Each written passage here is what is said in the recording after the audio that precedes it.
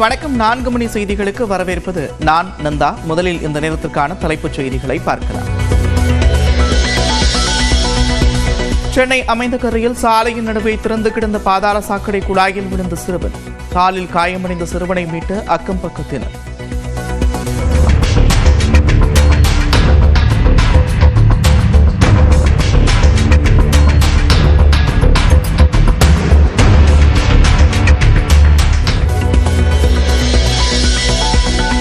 தனக்கு வழங்கப்பட்ட போலீஸ் பாதுகாப்பு திரும்ப பெறப்பட்டதால் முன்னாள் IAS அதிகாரி சகாயம் தகவல். கிரானைட் வழக்கில் சாட்சியம் அளிக்க மதுரை நீதிமன்றத்தில் ஆஜராகாததற்கு காரணம் குறித்து விளக்கம்.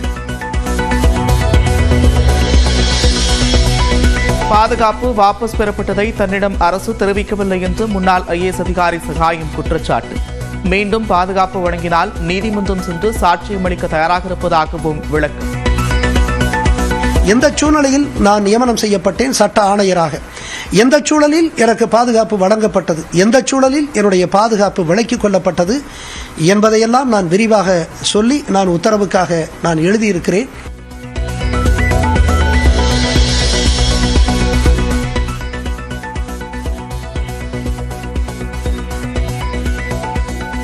மதுரை மாவட்டத்தில் கடுமையான வெயில் நிலவுவதால் நண்பகல் 12 மணி முதல் பிற்பகல் 3:30 மணி வரை வெளியில் வருவதை தவிர்க்க வேண்டும். பொதுமக்களுக்கு மாவட்ட ஆட்சியர் அறிவுரை.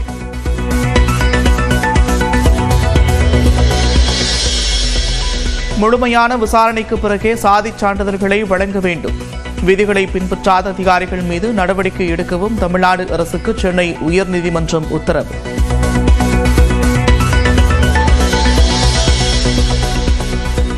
மாமல்லபுரம் அருகே நெம்மேலியில் கரை ஒதுங்கிய கடல்நீரை குடிநீராக்கும் திட்ட குழாய்களை சரி செய்யும் பணிகள் தீவிரம். குழாயின் ஒரு பகுதியை கடலுக்குள் இழுத்து சென்று பொருத்திய ஊழியர்கள்.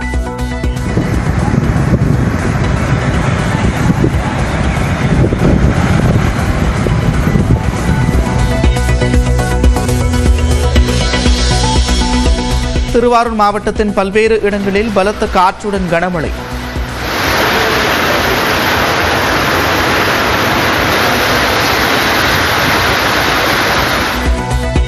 தருமபுரி மாவட்டம் பாலக்கோடு சுற்றுவட்டார பகுதிகளிலும் கோடை மழை கொட்டியதால் மக்கள் மகிழ்ச்சி.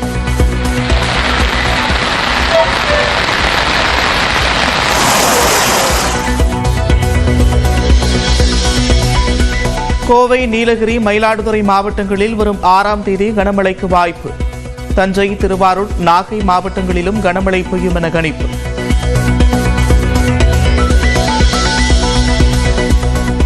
கோடை வெயில் தாக்கத்திலிருந்து எதிர்கொள்வது குறித்து நடவடிக்கை.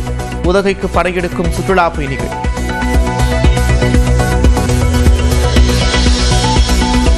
ஈரோடு மாவட்டம் சிவகிரி அருகே கொல்லப்பட்ட வயதான தம்பதியின் உடலை பெற்றுக்கொள்ள உறவினர்கள் சம்மதம். 30 நாட்களுக்குள் குற்றவாளிகளை கண்டுபிடிப்போம் என காவல்துறை உறுதியளித்ததால் முடிவு.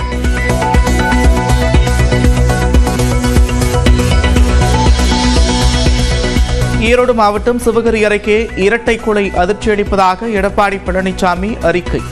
குற்றவாளிகள் மீது நடவடிக்கை எடுக்க வேண்டும் என அன்புமணி ராமதாஸ் வேண்டுகோள்.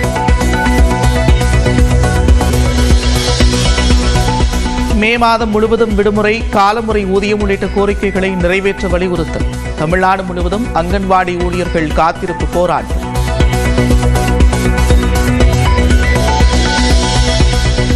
பணியாளர் சங்கங்களின் அனைத்து கோரிக்கைகளையும் அரசு நிறைவேற்றியுள்ளதாக அமைச்சர் கீதா ஜீவன் விளக்கம். போராட்டத்தில் ஈடுபடும் அங்கன்வாடி ஊழியர்கள் மற்றும் உதவியாளர்கள் மீது ஒழுங்கு நடவடிக்கை எடுக்கப்படும் என்றும் எச்சரிக்கை.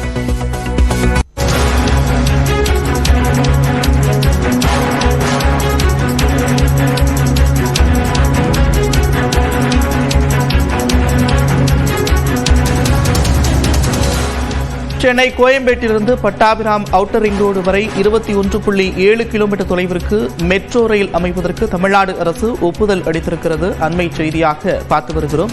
சென்னை மெட்ரோ ரயில் திட்ட விரிவாக்கத்தில் கோயம்பேட்டிலிருந்து பட்டாபிராம் அவுட்டர் ரிங் ரோடு வரையிலான 21.7 கிலோமீட்டர் தொலைவிற்கு மெட்ரோ ரயில் சேவை அளிக்க தமிழ்நாடு அரசு ஒப்புதல் வழங்கியுள்ளது.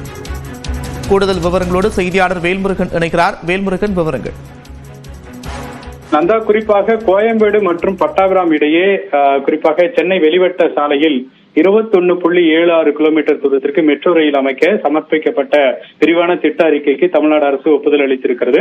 இந்த திட்டத்திற்கான ஒட்டுமொத்த செலவு அப்படிங்கிறது 9,928.33 கோடியாக மதிப்பீடு செய்யப்பட்டிருக்கிறது. குறிப்பாக இதில் 464 கோடி ரூபாயில 3 மேம்பாலங்களும் கூடிய மெட்ரோ ரயில் வழித்தடம் அமைப்பது குறித்து இந்த திட்ட அறிக்கையில் ஏற்கனவே சமர்ப்பிக்கப்பட்ட நிலையில் தற்போது தமிழ்நாடு அரசு அதற்கான ஒப்புதலை அளித்திருக்கிறது. ஏற்கனவே சமீபத்தில் தான் கிளாம்பாக்கம் தாம்பரம், அதாவது விமான நிலையத்திலிருந்து கிளாம்பாக்கம் வரை இருக்கக்கூடிய அந்த மெட்ரோ ரயில் திட்டத்திற்கு அனுமதி கொடுக்கப்பட்ட நிலையில் தற்போது இந்த திட்டத்துக்கும் தமிழ்நாடு அரசு அனுமதி கொடுத்து அதற்கான அரசாணையை வெளியிட்டிருக்கிறது. நந்தா, நன்றி வேல்முருகன் விவரங்களுக்கு. மாநில அரசு தனக்கு வழங்கிய பாதுகாப்பை விலக்கிக் கொண்டதால் தனது உயிருக்கு அச்சுறுத்தல் இருப்பதாக கூறி ஓய்வு பெற்ற ஐஎஸ் அதிகாரி சகாயம் நீதிமன்றத்தில் ஆஜராகவில்லை என்று கூறியிருக்கிறார்.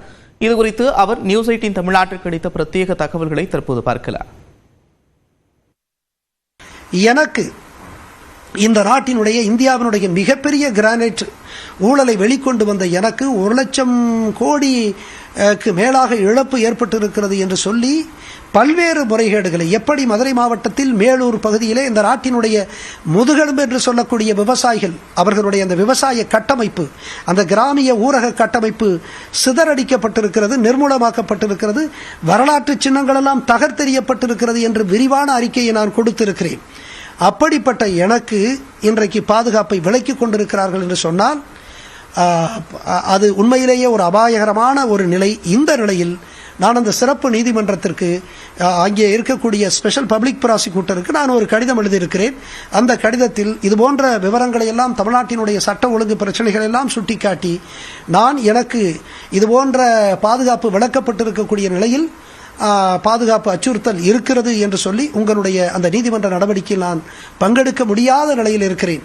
நான் அடிப்படையில் இதற்காக நான் என்னுடைய நடவடிக்கைகளை எல்லாம் மேற்கொள்ளுகிற பொழுது நான் அச்சப்படவில்லை. இதுபோன்ற விளைவுகளை எல்லாம் வரும் என்று எதிர்பார்த்தே நான் களத்தில் இதுபோன்ற சவால்களை நான் சந்தித்தேன். இதுபோன்று இந்த ஊழல்களை எல்லாம் வெளிக்கொண்டு வந்தேன். ஆனால் இதையெல்லாம் உணராத ஒரு அரசு, ஒரு ஐஏஎஸ் அலுவலருடைய பாதுகாப்பை பற்றி கூட கவலைப்படாத தமிழக அரசு எப்படி சாதாரண குடிமகனுடைய பாதுகாப்புக்கு எனக்கும் இன்றைக்கு விளக்கப்பட்டிருக்கக்கூடிய இந்த பாதுகாப்பை பற்றி சொல்ல வேண்டிய ஒரு நிலையிலே இருக்கிறேன் என்பதற்காக நான் இன்றைக்கு அப்படிப்பட்ட ஒரு கடிதத்தை எழுதியிருக்கிறேன். அது மட்டும் அல்ல, நம்மளுடைய உயர்நீதிமன்ற தலைமை நீதிபதிக்கு 28ஆம் தேதி ஒரு கடிதம், 29ஆம் தேதி இமெயிலிலே ரெஜிஸ்ட்ரார் ஜெனரல் மூலமாக நான் ஒரு விரிவான 10 பக்க ஒரு கடிதத்தை எழுதியிருக்கிறேன். அதிலே எந்த சூழ்நிலையில் நான் நியமனம் செய்யப்பட்டேன் சட்ட ஆணையராக, எந்த சூழலில் எனக்கு பாதுகாப்பு வழங்கப்பட்டது, எந்த சூழலில் என்னுடைய பாதுகாப்பு விலக்கிக் கொள்ளப்பட்டது என்பதையெல்லாம் நான் விரிவாக சொல்லி நான் உத்தரவுக்காக